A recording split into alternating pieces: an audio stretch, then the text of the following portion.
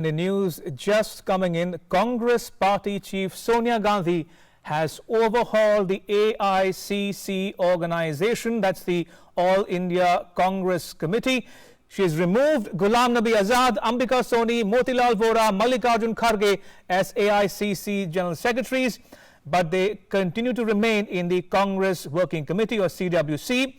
Also, Randeep Surjewala and Jitendra Singh are among those inducted in the CWC. 9 new General Secretaries have been named, including Priyanka Gandhi, Randeep Surjewala, Ajay Makhan and KC Venugopal. That's the news just coming in. Sonia Gandhi deciding to overhaul the AICC organization. And joining me for more on this story is senior journalist Shekhar Iyer. Shekhar, what is happening in the Congress party as we speak, and put this into context for our viewers? Why is it happening and why now? Well, we can see on the very face of it, this is a kind of, I would think, a response or a reaction to the letter that was sent by 23 Congress leaders to the Congress president seeking a big change in the way the party has been functioning. So today you see the face of that, the action by those 23 Congress leaders, particularly it was Mr. Ghulam Nabi Azad. And he has been now removed as the General Secretary. I think that's a very significant change, though he has been retained in the Congress Working Committee. And also others who have been dropped as General Secretaries, like whether it is Ambika Soni or Mallikarjun Kharge, I think, and or Motilal Vora, the reason could be because of age. I think in order to bring in more new people. But we are definitely seeing a reward for all the loyalists or all those who had in the forefront of that Congress Working Committee meeting, in where these 23 leaders were taken to task for airing their views and demand for a rejuvenated Congress. So I think Congress President Sonia Gandhi, because she's supposed to have to be going abroad, and has already left for abroad for a health checkup. I think before that she has constituted this team, and the party has released the list today. Now, Shekhar, help our viewers understand what would best describe what has just happened in the Congress. Is it overhaul? Could it be a purge? Is it a generational change, so to speak, from the old guard to the young Turks? Or is this a way to set the stage for Rahul Gandhi to take over as a president once again in the near future? Well, Mr. Ramchandran, I think what you said, the last is the would be the correct, summary of what has happened today, because till Rahul Gandhi takes over as the Congress president, everything else will be some kind of an ad hoc arrangement. I do not see a rejuvenation or bringing of a lot of young leaders, because almost everybody has been retained in the working committee, but a lot of new people have come as special invitees.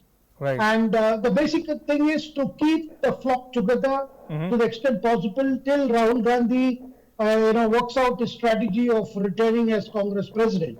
And also Sonia Gandhi does not want to upset the apple cart too much, because she has ensured that the dissenters are also accommodated.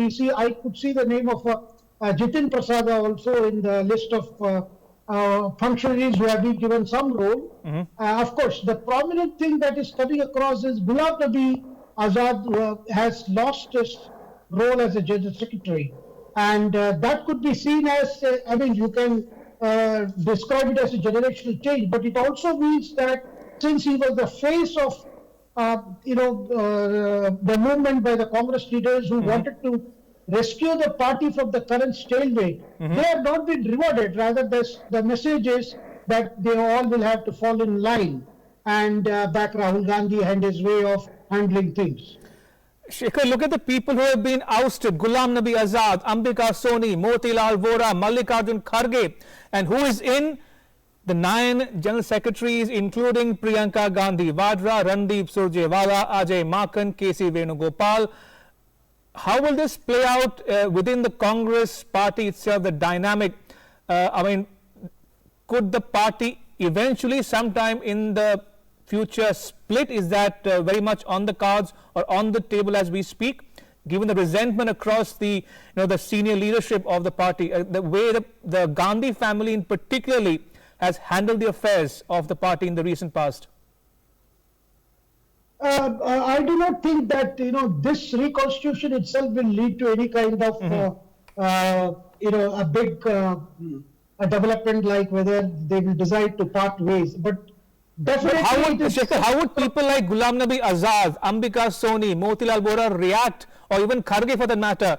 How do you think they'll react to these developments? Will they take it kindly? Well, as far as Mr. Kharge is concerned, he has been elected to the Rajya Sabha from Karnataka, and he is probably expecting a role. He may displace Ghulam Nabi Azad when his term ends in February, because Kharge could then be the leader of the Congress party in Rajya Sabha. So, therefore, he could be accommodated there. And Kharge is a loyalist and he's a Dalit leader, and I do not think that his resignation. Right. And very quickly, what is the message that Sonia Gandhi is trying to send out here?